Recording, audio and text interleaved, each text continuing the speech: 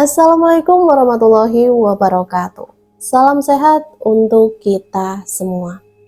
Semoga kita semua selalu mendapat lindungan Allah Subhanahu wa Ta'ala, ya. Diberikan nikmat sehat walafiat serta dimudahkan segala urusannya. Amin ya robbal alamin. Kesempatan kali ini Mimin akan membagikan satu cerita misteri. Seperti apa ceritanya? Mari kita mulai.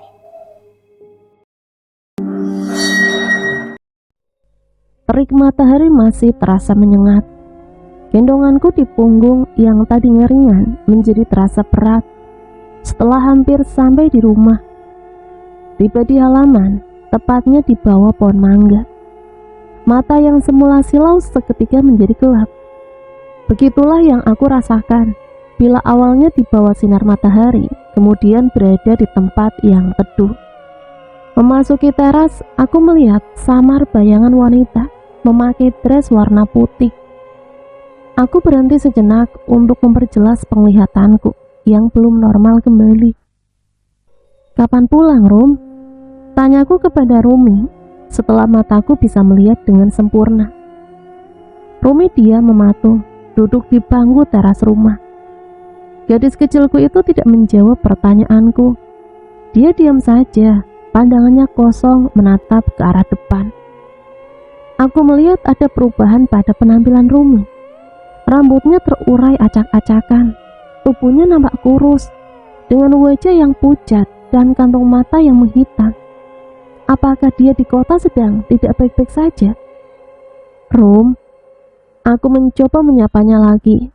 Dia menengok ke arahku. Cara dia menengok seperti robot, menoleh ke aku seperti orang yang sedang sakit lehernya. Bibirnya mengatup, pucat. "Rumi, kamu mendengarkanku?" Aku mulai mendekat, khawatir. Tiba-tiba saja Rumi menangis. Tangisannya semakin lama, terdengar semakin pilu dan menyayat hati. "Rum, kamu kenapa, Nduk?" Segera aku letakkan bakul berisi rempuyang yang aku gendong, kemudian memeluk Rumi. Rumi adalah keponakanku. Ayahnya meninggal dunia ketika masih kanak-kanak. Sedangkan ibunya pergi ke kota besar untuk mencari nafkah setelah merasa kesulitan membayar biaya sekolah Rumi saat dia mulai sekolah di SMP. Sejak ibunya bekerja di Jakarta, Rumi tinggal bersamaku. Rumi adalah anak yang rajin. Dia langsung bisa berbaur dengan Rahma dan Murni, anakku, yang usianya tidak terpaut jauh dengannya. Mereka seperti saudara kandung, kemana-mana selalu bersama. Rumi memiliki cita-cita yang mulia untuk menghibur dirinya yang selalu merindukan ibu dan ayahnya. Dia sering berandai-andai apabila dia kelak menjadi dewasa dan kaya raya, dia akan membuat panti asuhan yang isinya anak-anak yatim, lalu mempekerjakan ibunya untuk mengurus anak-anaknya sendiri. Meski aku menganggap cita-citanya itu adalah hal yang mustahil, tapi aku selalu mendoakan semoga cita-citanya tersebut suatu saat terlaksana. Demi mengejar cita-citanya, Rumi sangat giat belajar. Hampir tiap ulangan dia mendapatkan nilai 100. Rumi beranggapan apabila dia pintar, pasti kelak akan bisa mencari uang dengan mudah. Pertama kali bekerja di Jakarta, tiap bulan ibunya selalu mengirim uang kepada Rumi dan pulang tiap lebaran. Tapi semenjak kelas 1 SMA, Rumi sudah tidak pernah dikirimi uang lagi. Ibunya juga tidak pulang saat lebaran. Setiap kali dihubungi, HP-nya tidak pernah aktif. Kami semua menjadi khawatir dan Rumi selalu menangis setiap kali mengingat ibunya. Aku selalu berusaha mencari informasi dari tetangga. Setiap orang yang pulang dari Jakarta, aku tanya, apakah ada yang pernah berjumpa dengan Ibu Rumi? Mereka bilang kalau sudah tidak pernah bertemu lagi dengan Ibu Rumi, karena Ibu Rumi sudah pindah majikan. Sampai pada akhirnya Ibu Rumi pulang setelah 3 tahun, tidak ada kabar sama sekali. Dia pulang dengan penampilan yang berbeda, dengan cara bicara yang berbeda. Pakaiannya seperti selebriti dan diantar sopir pribadi. Hilanglah kesan ingatan kami tentang Ibu Rumi yang lugu dan sederhana. Semua orang menjadi kagum dengan tampilan barunya. Saat ibunya pulang, Rumi nampak kesal. Gadis itu sudah dewasa, dia dapat membedakan mana yang baik dan mana yang buruk. Ibunya sudah berubah, dia merasa ibunya sudah bukan ibunya yang dulu. Harusnya 3 tahun tidak berjumpa dengannya, ibunya mendekap dan memeluknya erat, tapi tidak. Bahkan sorot mata Santi sekarang sudah berbeda. Sudah tidak terlihat lembut dan penuh kasih sayang. Santi yang sekarang cenderung suka pamer kekayaan, dan sekarang dia pulang seolah-olah dia hanya sekedar ingin mendapatkan pujian dari tetangga kalau dia sudah sukses di kota besar, tanpa menghiraukan perasaan Rumi. Rumi sakit hati, merasa ibunya sudah tidak peduli lagi padanya. Dia sempat menolak saat ibunya ingin membawanya ke Jakarta agar Rumi bisa kuliah di sana. Tidak, Rumi mau di rumah saja sama Bule, ucap Rumi waktu itu. Bule adalah panggilan Rumi untukku. Akulah yang menjadi wali Rumi selama ini. Bahkan ketika ibunya sama sekali tidak mengirimi uang, aku berusaha agar Rumi tidak kekurangan apapun. Uang SPP dan buku-bukunya aku yang bayar tepat waktu. Menjadi janda anak 2 ditambah 1 dengan keponakan adalah hal yang sangat sulit bagiku. Apalagi yang hanya bekerja sebagai buruh tani untuk mencukupi kehidupan kita sehari-hari. Tetapi aku punya penghasilan yang lainnya. Di saat buruh tani yang lain pulang ke rumah di siang hari, aku pergi ke hutan untuk mencari tambahan penghasilan. Menggali rempuyang, jahe, kunyit, atau tanaman obat-obatan sejenisnya, untuk kemudian aku jual ke tengkulak. Hasilnya memang tidak seberapa, tapi bisa dikumpulkan lumayan buat uang sekolah anak-anak. Syukurlah Rumi dan anak-anakku sangat mandiri. Mereka paham kesibukanku, sehingga tidak manja bila aku tinggalkan. Rumah selalu tampak bersih dan rapi. Ketika sore aku tidak perlu memikirkan pekerjaan dapur. Mereka bertiga bahu-membahu mengurus pekerjaan rumah. Aku merasa beruntung memiliki anak-anak serajin mereka. Saat aku pulang ke rumah di sore hari, semua pekerjaan rumah sudah beres. Peralatan makan sudah bersih. Makanan sudah siap tersedia di meja. Setelah aku pujuk dan aku nasihati, akhirnya Rumi bersedia berangkat ke Jakarta bersama ibunya. Tangis haru mengiringi kepergiannya sebulan yang lalu. Belajarlah yang rajin, Rum. Gapai cita-citamu dan buat Bule bangga. Pesanku saat itu. Setelah pergi selama 1 bulan, Rumi tidak ada kabar beritanya sama sekali. Nomor yang ibunya berikan kepadaku tidak dapat dihubungi. Meski sedih, tapi aku berusaha berpikir positif. Aku pikir dia sudah bisa menyesuaikan diri dan menikmati kehidupan barunya. Namun ternyata semua di luar perkiraanku. Rumi yang sekarang berada di hadapanku seperti orang depresi. Dia terus saja menangis. Bahkan aku tidak pernah melihatnya menangis seperti ini sebelumnya. Saat gadis manis itu tinggal bersamaku, Rumi memang sering menangis bila mengingat ayah dan ibunya, tapi tidak sedepresi ini. Maafkan aku, Rumi, ucapku sambil terus memeluknya. Tubuhnya kurasakan semakin lama semakin dingin. Tiba-tiba bulu kuduku meremang. Dingin suhu tubuhnya bukan seperti dingin suhu manusia pada umumnya. Aku jadi teringat ketika saat-saat bapaknya anak-anak meninggal dunia. Seperti itulah suhu tubuh Rumi yang aku rasakan sekarang. Rumi masih menangis di pelukanku. Aku pun ikut menangis dan mempererat pelukanku. Apa yang terjadi sama kamu, Dok? Tanyaku sambil terus saja menangis.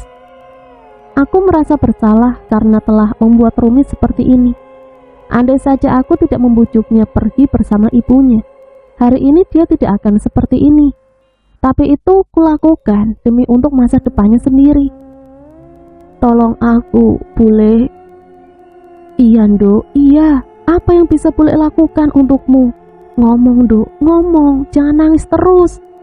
Ucapku sambil meraung, tidak tahan melihat Rumi yang terus saja menangis. Mak, kenapa Mak menangis? Tiba-tiba Murni dan Rahma sudah berada di sampingku dan masih memakai seragam sekolah. Aku bahkan sampai tidak tahu kehadiran mereka. Aku lepas pelukanku dari tubuh Rumi. Kutatap Rahma dan Murni satu persatu. Rum, aku berhenti. Aku menghentikan ucapanku ketika menyadari Rumi sudah tidak ada lagi di sampingku. Kemana dia?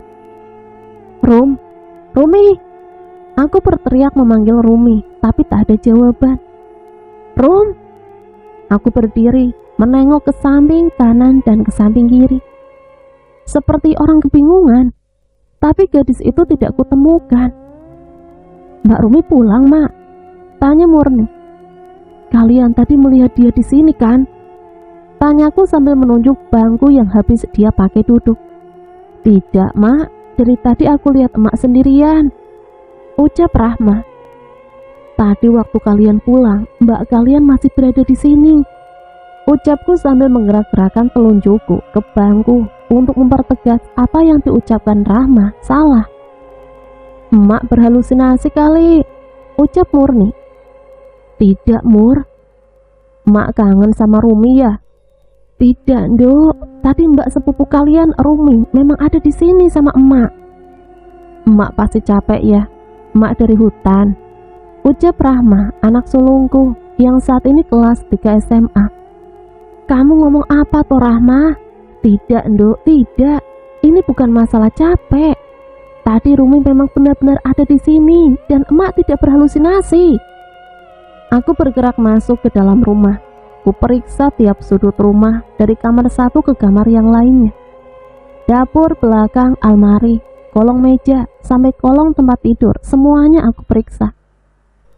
Rahma dan Murni mengikutiku dari belakang.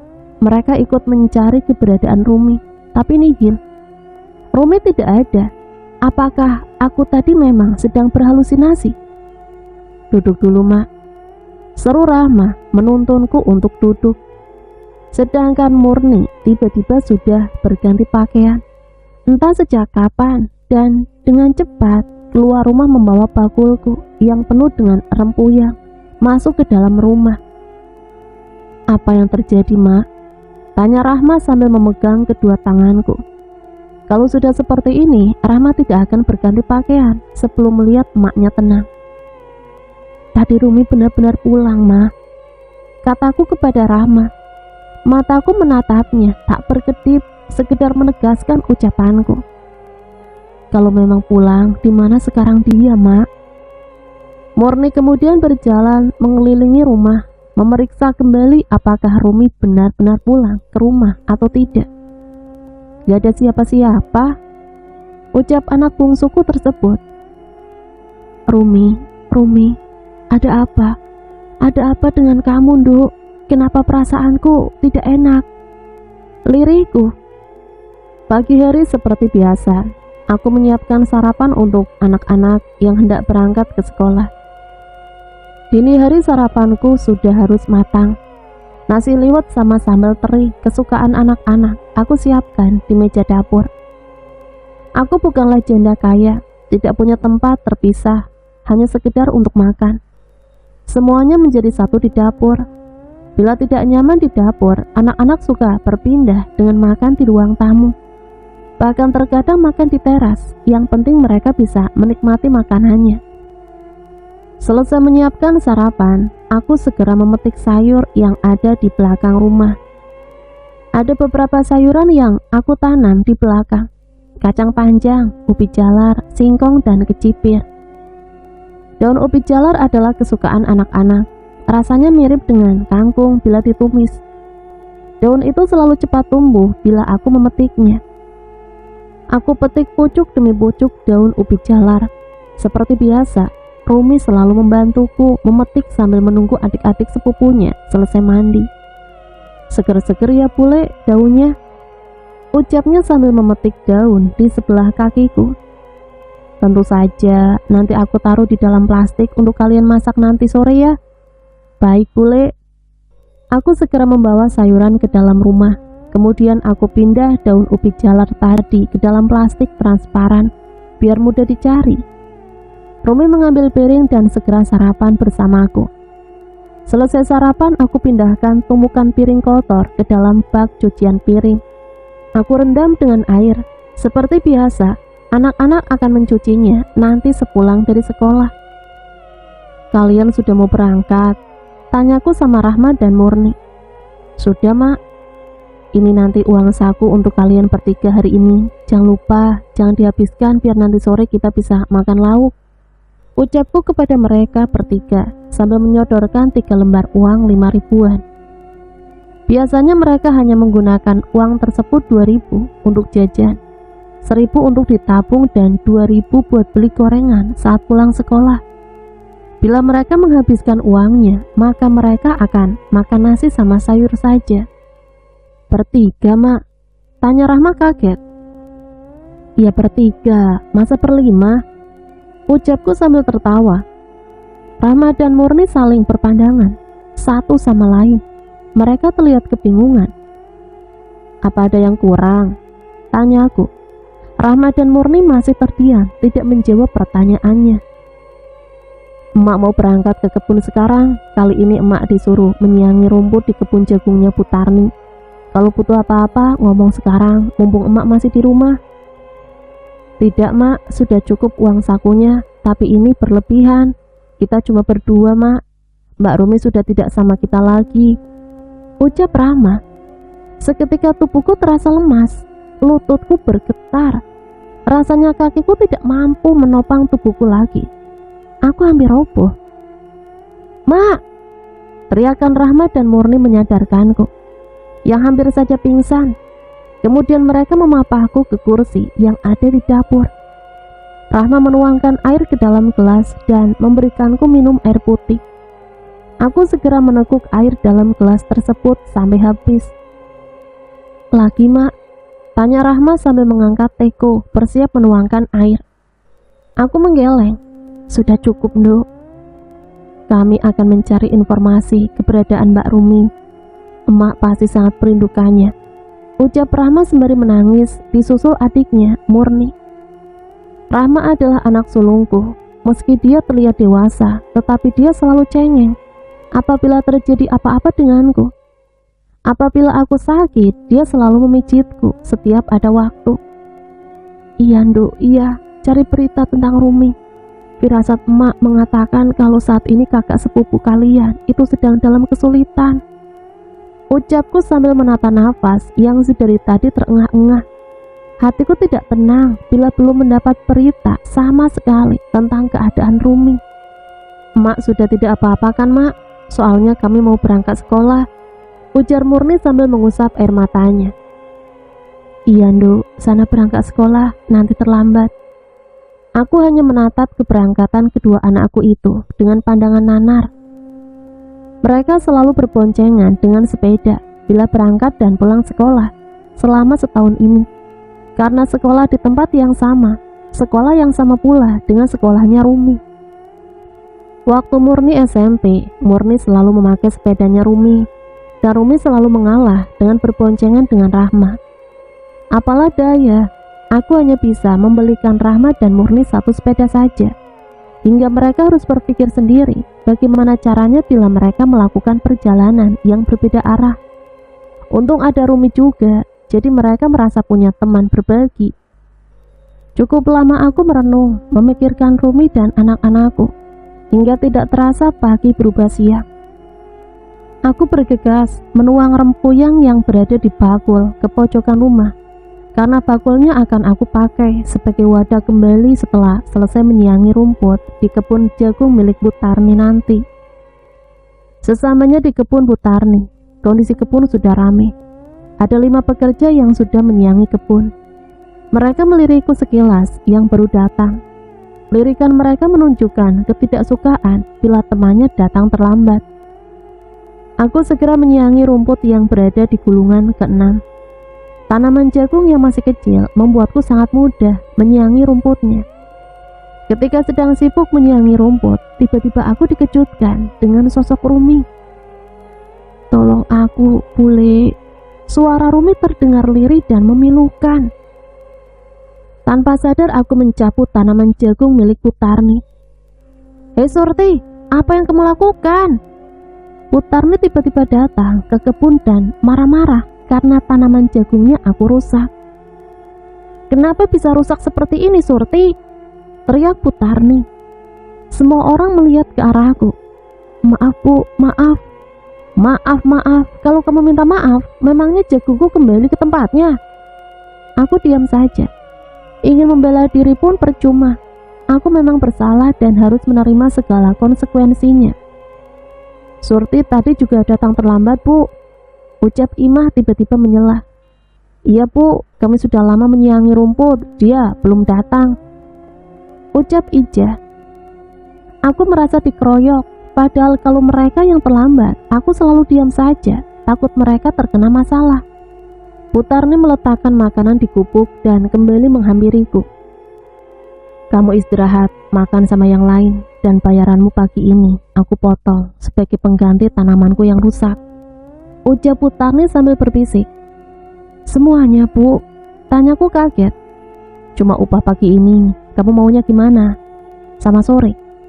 Hah? Mulutku menganga, kaget. Kenapa kamu sebegitu kagetnya? Begini, kamu tadi datangnya siang kan?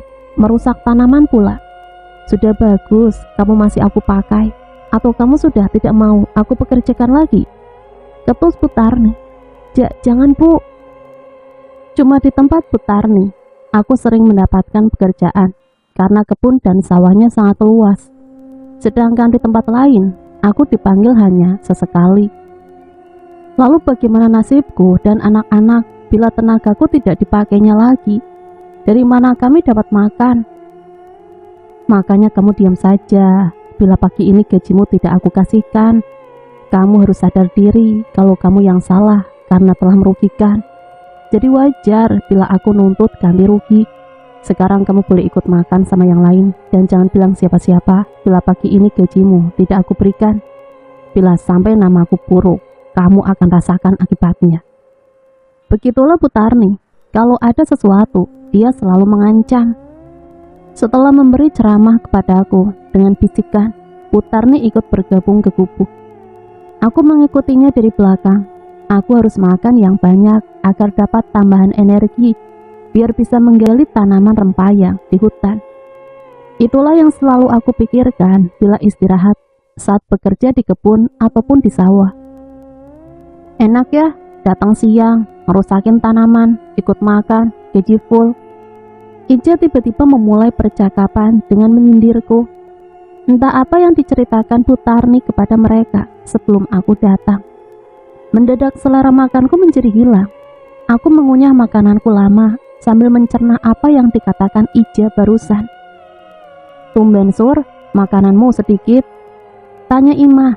Aku hanya meliriknya sekilas kemudian melanjutkan makan. Makan yang banyak Sur, habiskan.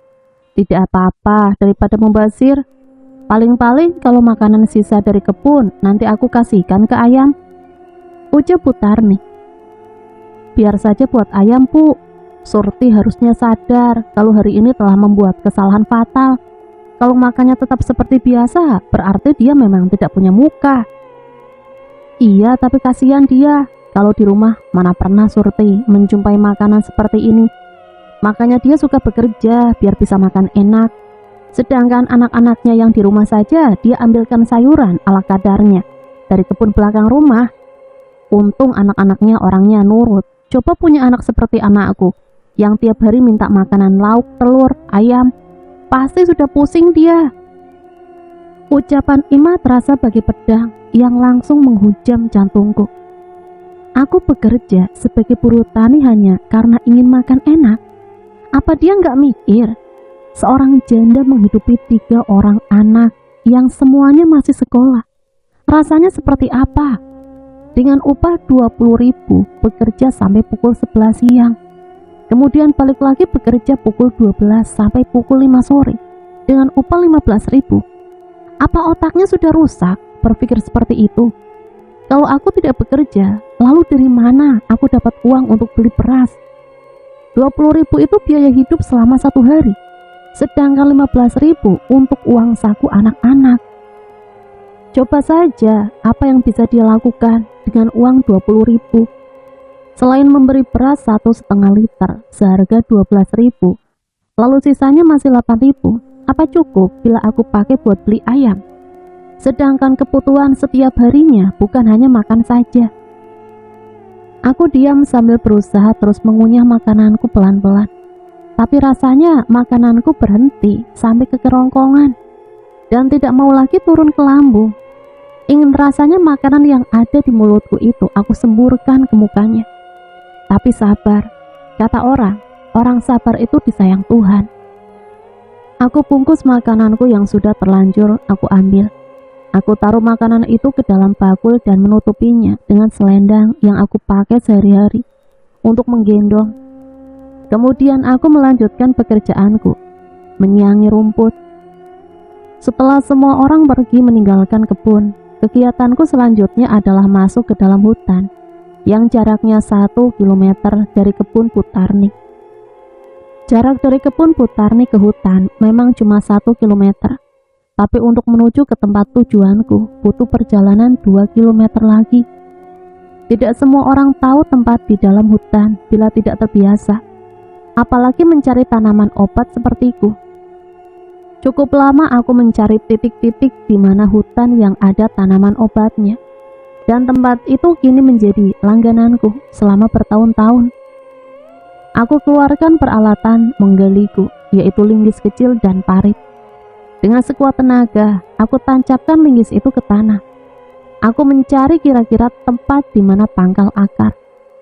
Lalu aku mulai mencongkel tanaman dan alhamdulillah, aku mendapatkan tanaman rempuyang dengan isi yang banyak. Kemudian aku bersihkan tanaman obat itu dari tanah dan dedaunan. Lalu aku taruh ke dalam bakul. Setelah menggali beberapa tanaman, tubuhku terasa letih. Aku ambil sisa makananku yang dari kebun Putarni tadi. Kemudian aku makan. Aku kunyah nasi dengan lauk ayam semur yang tinggal tulangnya. Rasanya sakit sekali mengingat apa yang dikatakan Imah dan kawan-kawan di kebun tadi. Tapi aku tidak boleh cengeng dan menyerah. Apa yang aku lakukan sudah benar. Dan untuk anak-anakku, sabar ya nak. Suatu saat nanti emak akan berikan kalian lauk ayam. Untuk sementara yang terpenting adalah biaya sekolah kalian tidak terbengkalai. Kuhentikan makanku, lalu aku bungkus kembali sisa makanan tadi. Minum adalah jalan satu-satunya meredam pikiran yang terasa panas. Kubuka air putih yang aku bawa dari rumah. Segera ku teguk dan aku habiskan air dalam botol tadi sampai tak tersisa.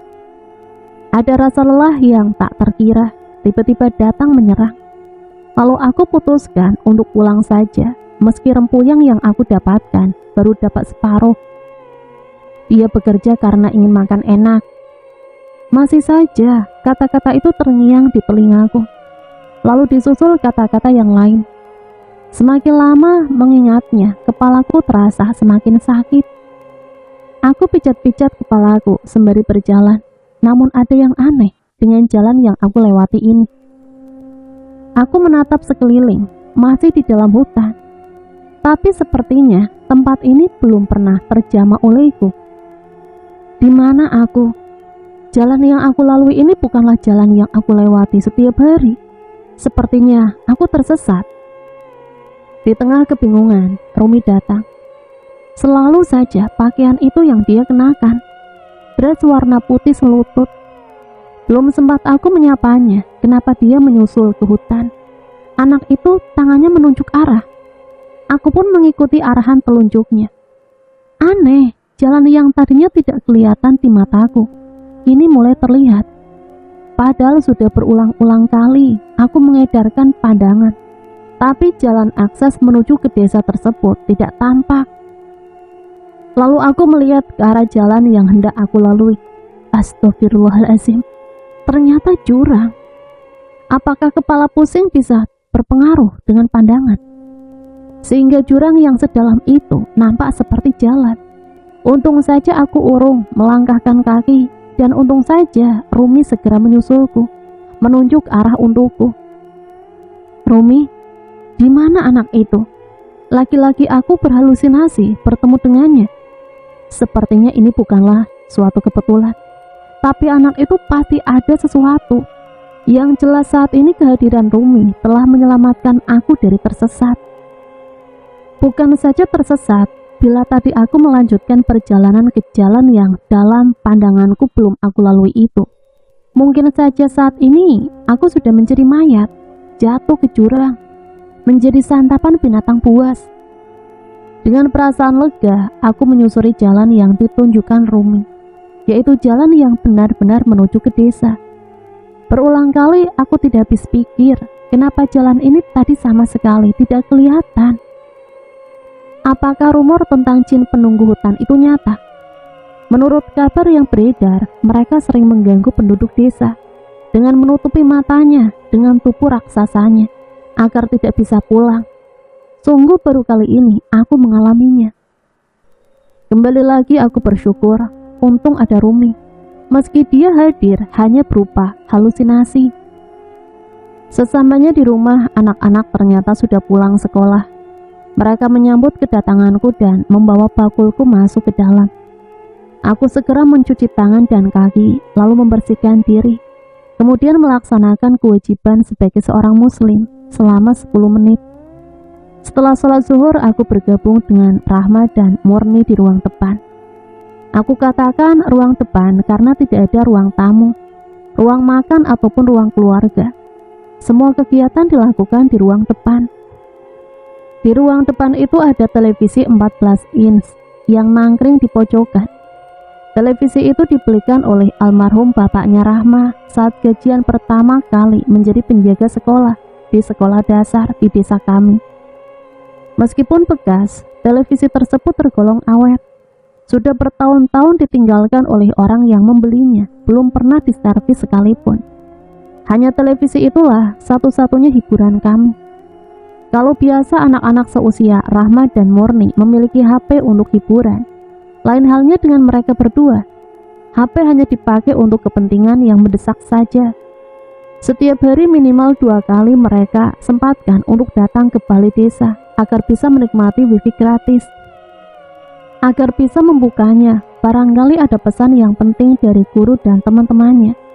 Kemudian kedua anak itu menggunakan HP tersebut hanya untuk sekedar membalas pesan atau hanya mencari informasi yang penting saja. Rahmat dan Murni hanya memiliki 1 HP. Aku belikan 3 tahun yang lalu saat sekolah mewajibkan siswanya agar memiliki barang mewah tersebut. Mewah tentu saja bila menurut ukuranku. Untuk membelinya, aku harus merelakan ayam kampung sekandang yang seharusnya bisa aku gunakan untuk membeli gabah 2 kuintal. Akhirnya harus ditukarkan dengan barang tersebut. Ku ambil kendi yang berada di meja, lalu meminumnya sampai puas. Minum dari kendi di badan terasa adem dan kembali segar. Kejadian di hutan aku simpan sendiri dalam hati. Tidak mungkin aku menceritakan kejadian tersebut kepada anak-anakku. Mereka pasti akan merasa cemas. Setelah rasa capekku sedikit berkurang, segera aku bersiap untuk melakukan aktivitas selanjutnya. Memotong-motong rempuyang adalah kegiatanku di rumah. Sementara anak-anak aku biarkan mereka untuk menikmati aktivitasnya sendiri, belajar sambil nonton televisi. Sekali-kali aku menyuruh mereka membantu menjemurkan rempuyang yang selesai kupotong keluar rumah. Kemudian mereka bergantian menjaganya agar tidak diorak-arik ayam tetangga. Rumi datang mendekat. Gadis kecilku itu duduk di sampingku. Kali ini aku bisa pastikan bahwa apa yang aku lihat bukanlah halusinasi. Rumi mendongakkan kepalanya, lalu dia menunjukkan tangannya ke arahku. Tangan yang awalnya terlihat mulus, itu tiba-tiba perlahan membusuk, berubah. Kulitnya retak-retak, kemudian mengelupas dan mengeluarkan darah. Rumi! Aku berteriak histeris. Pisau yang aku pegang sempat mengiris ujung jariku. Tak sanggup rasanya melihat perubahan tubuh Rumi yang seperti itu. Bagaimana seluruh kulitnya mengelupas, sehingga kelihatan dagingnya yang penuh dengan darah. Sementara itu Rahma dan Murni berlarian ke dalam rumah. Kedua anak itu menghampiriku untuk memastikan apa yang terjadi. "Rumi, tidak!" Kembali aku berteriak histeris. Tidak aku pedulikan tangan yang berlumuran darah, padahal sosok Rumi sudah tidak ada di sampingku. Rahma dan Murni memelukku. Mereka menjelaskan kalau tidak akan terjadi apa-apa dengan Rumi. Tapi insting keibuanku tidak seperti itu. Kalau tidak terjadi apa-apa sama Rumi, anak itu tidak akan selalu menampakkan dirinya dengan keadaan yang menyedihkan. Rahma mencoba melepaskan pisau dari tanganku perlahan-lahan. Kemudian dia mengambil kain untuk membelenggu lukaku. Katanya kalian mau mencari informasi tentang Rumi. Tanyaku kepada Rahma. Tadi saya sudah tanya-tanya sama Ika yang ibunya pernah satu tempat kerja sama Budi. Ika cuma memberikan kami kontak ibunya. Katanya supaya aku bisa bertanya sendiri saja, soalnya dia bingung apa yang hendak ditanyakannya. Ucap Rahma. "Terus kamu sudah menghubungi ibunya Ika?" Tanyaku lagi tidak sabar mendengar penjelasan Rahma. "Belum, Ma. Nanti sore rencananya kita mau ke balai desa numpang wifi." Mendengar penuturan Rahma, aku beranjak ke kamar, mengambil dompet kecil dari bawah kasur yang sudah usang. Kemudian mengeluarkan 2 lembar uang 20 ribuan dari dompet sambil berjalan kembali ke arah Rahma dan Murni. "Belilah kuota," titaku pada Rahma. Anak perempuanku itu pun segera beranjak untuk pergi ke konter yang jaraknya 300 meter dari depan rumah. Aku meneruskan mengiris tempoyang yang baru berkurang seperempat. Rasa perih di tangan tidak aku pedulikan. Kutatap jam dinding yang hampir menunjukkan pukul 2 siang. Lama sekali anak itu membeli kuota. Gumamku.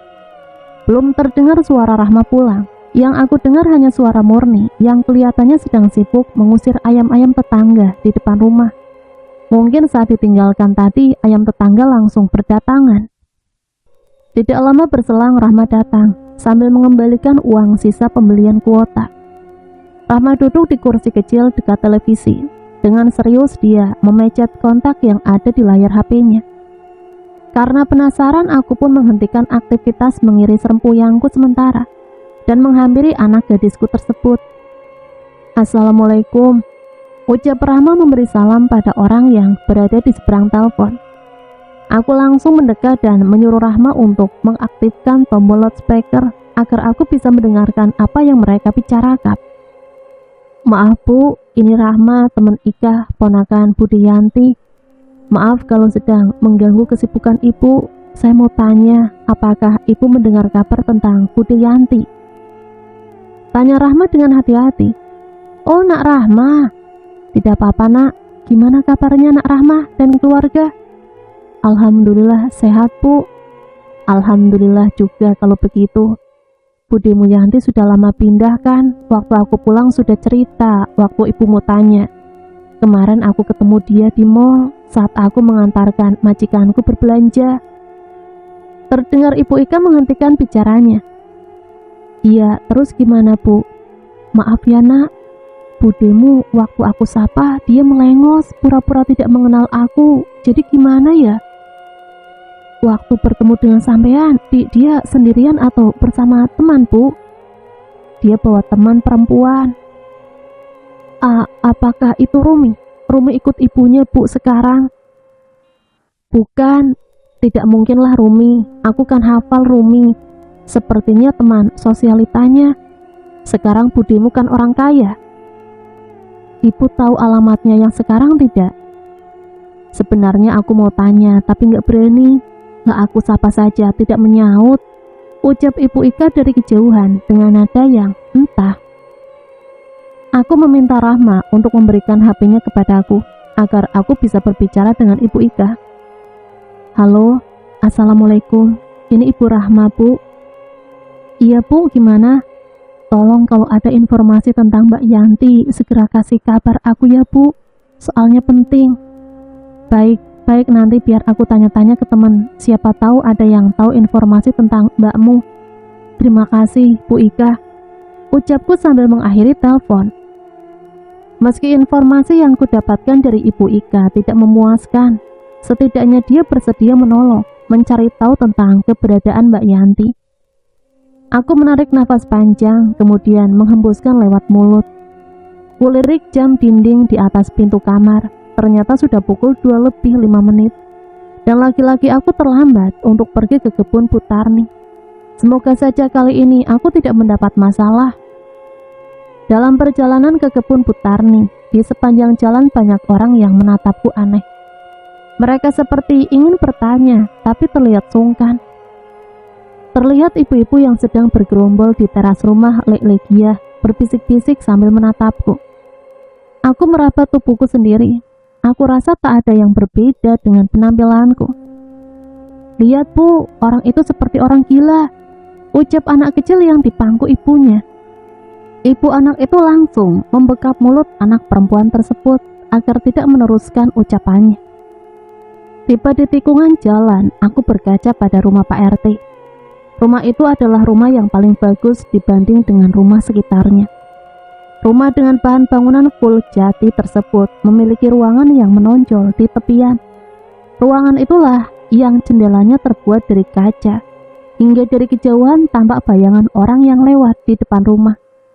Sedangkan di tepi yang lain terdapat gazebo ukuran khas Jepara, sangat kontras dengan desain rumah milik Pak RT tersebut yang berbentuk joglo. Sambil berjalan aku menatap tubuhku sendiri dari pantulan cermin jendela rumah Pak RT tersebut. Aku rasa tidak ada yang aneh pada penampilanku sore ini. Tapi kenapa anak-anak tadi mengatakan aku mirip orang gila? Sampai di ujung jalan desa, aku berpapasan dengan Bu Karti yang lagi menggendong anaknya. Setumpuk rambanan daun rembuyang berada di antingnya. Terlihat agak layu, mungkin karena saat rambannya. Di waktu panas matahari masih menyengat. Itulah kenapa aku lebih suka memetik sayuran di pagi hari, meski untuk dimasak di sore hari. Karena memetik sayuran di pagi hari, hasil petikannya terlihat sangat segar. Vika, sapaku kepada anak Bu Karti. Anak itu meringkuk di gendongan sambil menghisap Ibu Jeri. Dalam Lek Surti, jawab Bu Karti memberi contoh anaknya yang sedang belajar bicara. Tiba-tiba anak berusia 2 tahun itu menjerit-jerit ketakutan sambil menunjuk ke arahku. Aku dan Bu Karti jadi panik. Aku dekati anak itu, barangkali dia berhenti menangis bila aku ajak bergurau. Tapi justru tangisannya semakin menjadi. Aku letakkan anting dan sabitku, kemudian ku coba meraih Vika. Anak itu biasanya sering minta aku gendong bila kebetulan aku sedang ada acara pengajian dengan ibunya. Tapi kembali lagi, justru balita 2 tahun tersebut semakin berteriak kencang. Sepertinya Vika itu takut sama kamu. Kenapa ya? Ucap Bu Karti masih dalam usaha menenangkan anaknya. Aku hanya terbengong dengan apa yang terjadi. Tidak biasanya anak itu rewel bila berdekatan denganku. Benar saja, saat aku pergi menjauh, Vika menghentikan tangisnya. Kenapa bisa seperti itu? Apa yang terjadi? Sampai di perkebunan, langkah kakiku percepat. Sore itu aku terlambat lagi. Mudah-mudahan bayaranku tidak dipotong lagi. Mandor ya, datangnya belakangan lah, sindir Ima saat aku sampai di kebun. Enak banget ya, kita yang kerja kelihatan hasilnya, dia terima bayaran sama. Timpal Ija, itu namanya korupsi waktu. Kata-kata mereka berdua sebenarnya sangat melukaiku. Tapi mau bagaimana lagi, selain diam, karena tidak ada gunanya menjawab ocehan mereka.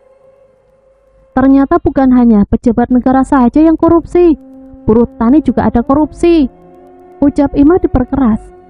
Entah apa maksud dari ucapan yang diperkeras itu, padahal aku bukan orang yang tuli.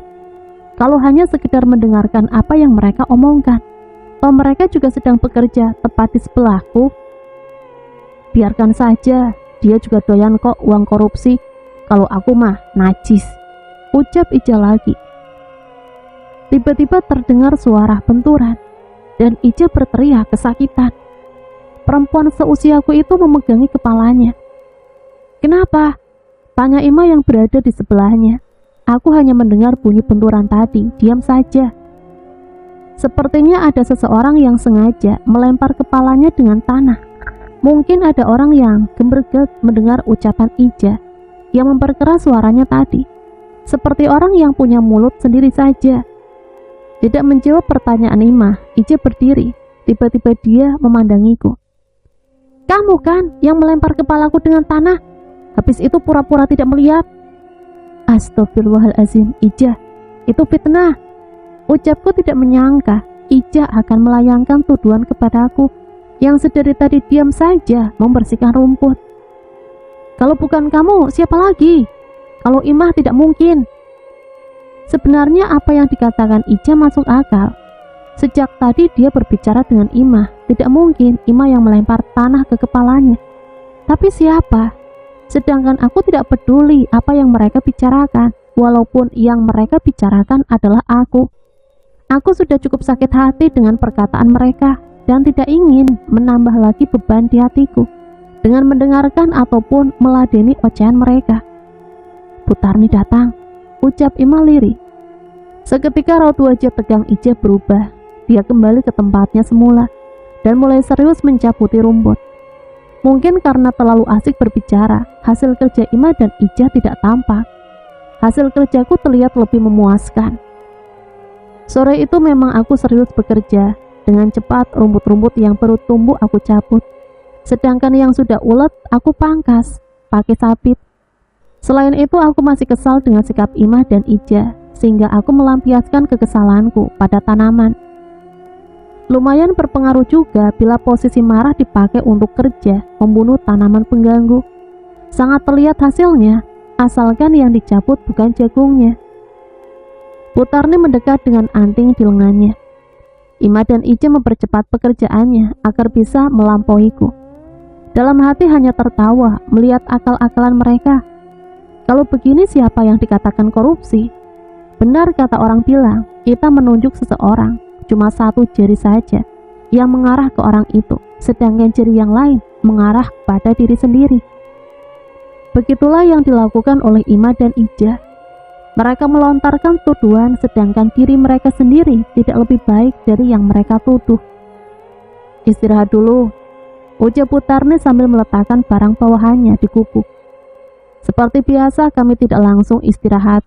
Kami harus menyelesaikan guludan yang sedang kami siangi sampai ke ujung. Butarni berjalan memutar untuk melihat-lihat hasil kerja kami sebelumnya. Wanita berusia 50 tahun itu sangat teliti. Kalau ada rumput yang tertinggal, satu biji saja, walaupun kecil, dia pasti akan mengulang mencabutnya. Itu kadang yang membuat pekerjanya merasa tidak nyaman. Istirahat dulu. Butarni mengulang perintahnya saat tahu kalau kami sudah berada di ujung. Aku mencuci kaki dan tangan pada air yang terdapat di parit. Air parit memang tampak keruh, tapi lumayan bila digunakan untuk membersihkan kaki dan tangan yang terkena lumpur. Setelah aku rasa bersih, aku langsung ikut bergabung dengan Imah dan Ija yang sudah terlebih dulu berada di gubuk. Aku heran dengan kedua perempuan itu. Mereka sangat jorok sekali. Bahkan mereka tidak mencuci tangan atau kaki terlebih dahulu saat makan. Aku hanya geleng-geleng sendiri sambil membilas tanganku dengan air minum yang aku bawa dari rumah. Setelah merasa tubuhku bersih, aku pun mengambil makanan dan duduk dengan mereka. Sesaat setelah aku duduk dan mengambil jatah jajanan dan es cendol, Ija sengaja menyelonjorkan kakinya di depanku, sementara punggungku disandarkan pada tiang gubuk. Aku mulai berpindah tempat dudukku. Jijik sekali bila makan dengan pemandangan kaki yang penuh dengan lumpur di depan mata. Saat aku merubah posisi dudukku, gantian Ima yang menggeser tempat duduknya dan menyelonjorkan kaki di depanku seperti apa yang dilakukan Ija. Gubuk itu sangat sempit. Ketika ada dua orang yang berselonjoran kaki, tentunya orang lain tidak akan mendapat tempat yang luas untuk istirahat. Aku tidak jadi memakan jatah jajanan. Sebenarnya tidak apa-apa kalau kaki mereka ditaruh di hadapanku.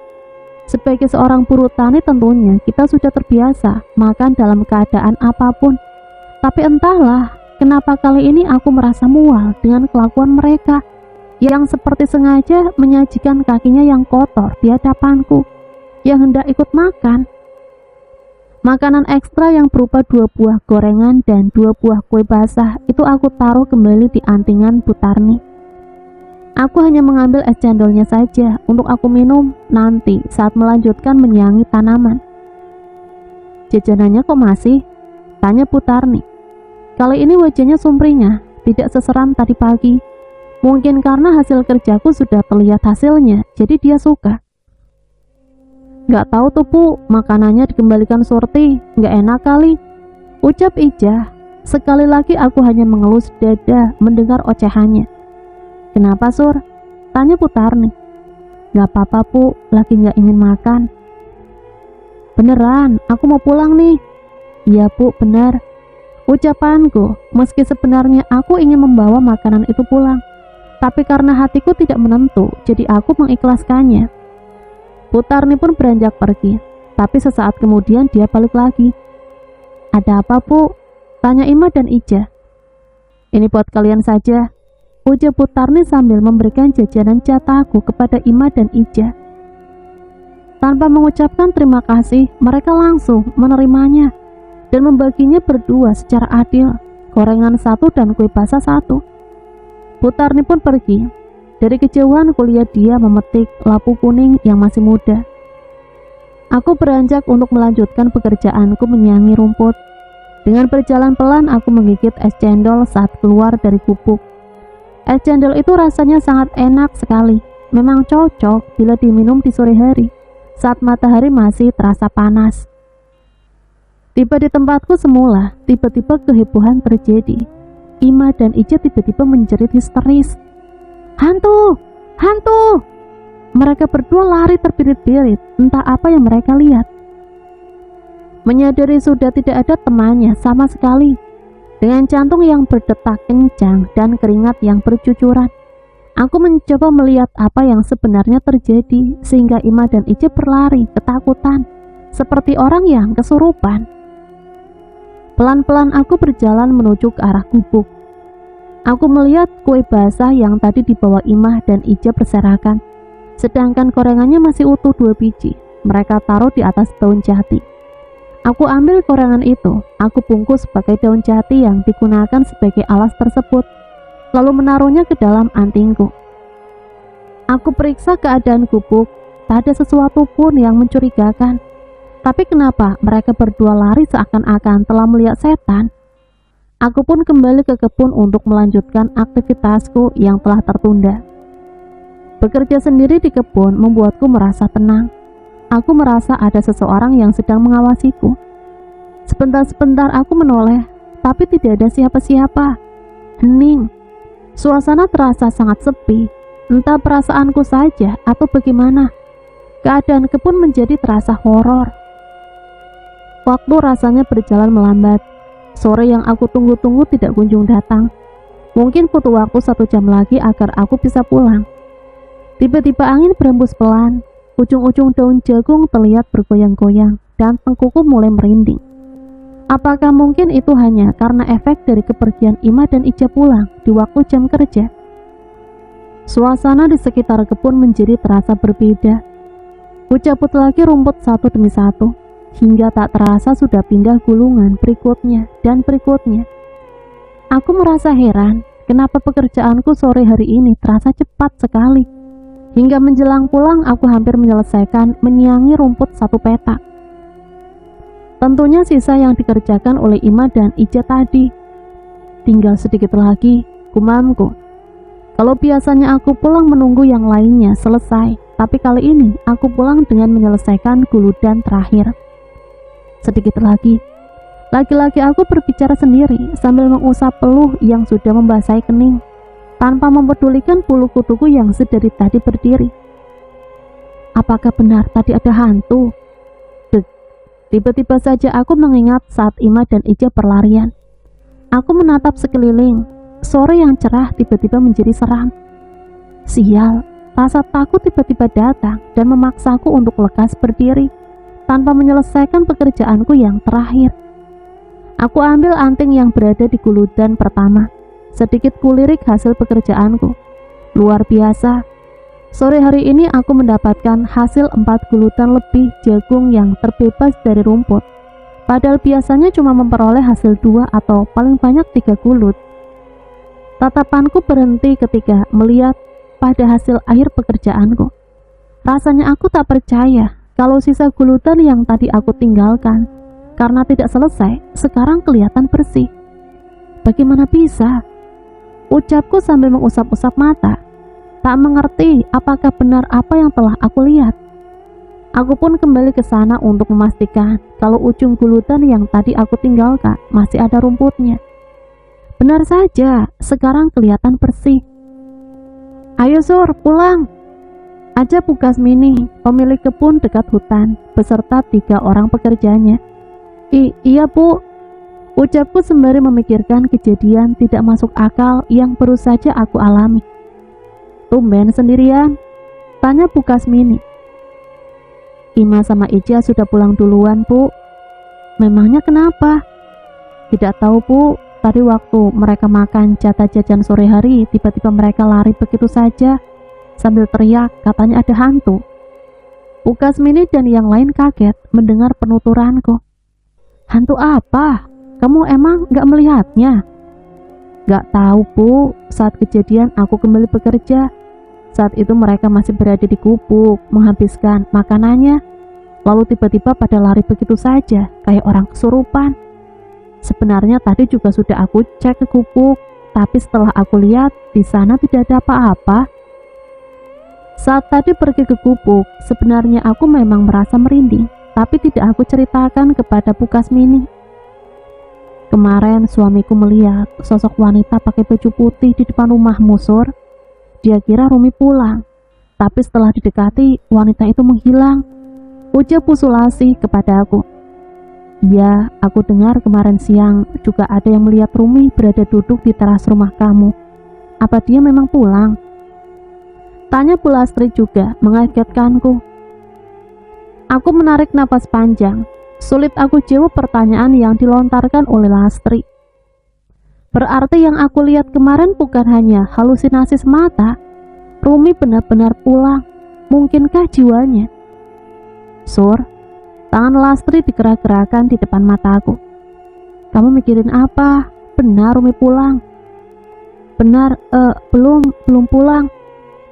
Setelah memikirkannya, sepertinya memang terjadi sesuatu dengan Rumi. Aku harus segera menyusulnya ke kota untuk mencari tahu. Sampai di desa, kami berjalan ke rumah masing-masing. Cuma rumah Bu Kasti ini saja yang satu arah dengan rumahku. Sampai di tengah desa, aku ketemu dengan Bu Karti dan anaknya. Vika, sapaku kepada balita itu yang sedang memainkan kerah Bu Karti yang ada hiasan rendanya. Vika menoleh ke arahku. Dia kaget. Seperti saat kami bertemu tadi, dia menangis histeris. Balita itu tak henti-hentinya menangis. Telunjuknya menunjuk ke arahku. Aku mencoba memetik bunga dan aku kasihkan kepadanya untuk menghiburnya. Tapi Vika malah bertambah histeris. Bukas ini kebingungan. Kini dia yang berusaha menenangkan Vika. Dia menggendongnya. Diajaknya anak perempuan Mbak Karti tersebut untuk menyingkir menuju ke bawah pohon mahoni. Kemudian Bu Kasmini berusaha menenangkannya. Dan ternyata sepertinya usaha Bu Kasmini berhasil untuk membuat Vika berhenti menangis. Bu Karti menghampiri Bu Kasmini. Diambil alih balitanya dari gendongan ibu dari 4 anak tersebut. Bu Karti melirik ke arahku, lalu berjalan melingkar seakan sengaja menghindariku. Itu anak tadi kenapa ya? Tanya Bu Kasmini. Aku sedari tadi diam saja, memikirkan apa yang terjadi akhir-akhir ini. Tentang kejadian-kejadian janggal yang aku alami dari hari kemarin. Benar kata Bu Karni tadi, Vika sepertinya sedang takut pada aku. Sampai di dekat perempatan jalan rumahnya Pak RT, aku bertemu dengan anak kecil yang tadi saat berangkat mengatakan kalau aku orang gila. Anak itu berlari mengejar es krim bersama teman-temannya. Dengan samar aku mendengar dia berbicara lirih kepada temannya. Ada orang gila. Mana? Itu deket bule Surti, jawab anak itu. Langkahku terhenti karena penasaran. Aku tatap anak kecil berambut sebau tersebut. Dia menyembunyikan wajahnya di samping penjual es krim. Dia bilang ada orang gila di dekatku. Sedangkan aku sedari tadi berjalan sendirian setelah berpisah dengan Pukas Mini. Sini nak, anak kecil tersebut terlihat ketakutan. Tidak apa-apa, sini. Karena dia tidak bersedia mendekat, aku pun menghampirinya. Di luar dugaan, anak itu menjerit histeris saat aku dekati. Kehebohan pun terjadi. Para tetangga pada berlarian keluar rumah ingin melihat apa yang terjadi. Apa yang harus aku jelaskan pada mereka? Tanyaku pada diriku sendiri. Kulihat Dia, ibu dari anak tersebut datang. Dia langsung menggendong anak itu sambil bertanya apa yang sudah terjadi. Samar-samar aku mendengar penjual es krim menjelaskan kalau anak itu takut kepadaku. Apa yang kamu lakukan pada anakku, Surti? Aku hanya memanggilnya, ucapku pada Dia. Iya, apa yang kamu katakan? Tadi aku mendengar dia mengatakan kalau di dekatku ada orang gila. Aku hanya ingin bertanya kebenaran tentang hal tersebut. Nih, tadi waktu kamu berangkat, kami memang melihatmu diikuti seseorang. Maksud kamu, tadi aku berangkat sendirian kok? Ucapku kebingungan. Ada orang yang rambutnya berantakan. Kalau dilihat dari postur tubuhnya, dia mirip sekali dengan Rumi. Ucapnya sambil terus saja mengelus-elus anaknya agar tenang. Dia masih di sana, ucap anak itu sambil menunjuk ke arahku. Seketika, bulu kuduku meremang. Nah teman-teman, ceritanya sampai di sini dulu ya. Nanti sambung lagi ke part yang selanjutnya. Sampai di sini saya pamit undur diri. Mohon maaf apabila banyak salah kata. Matur suwun, wassalamualaikum warahmatullahi wabarakatuh.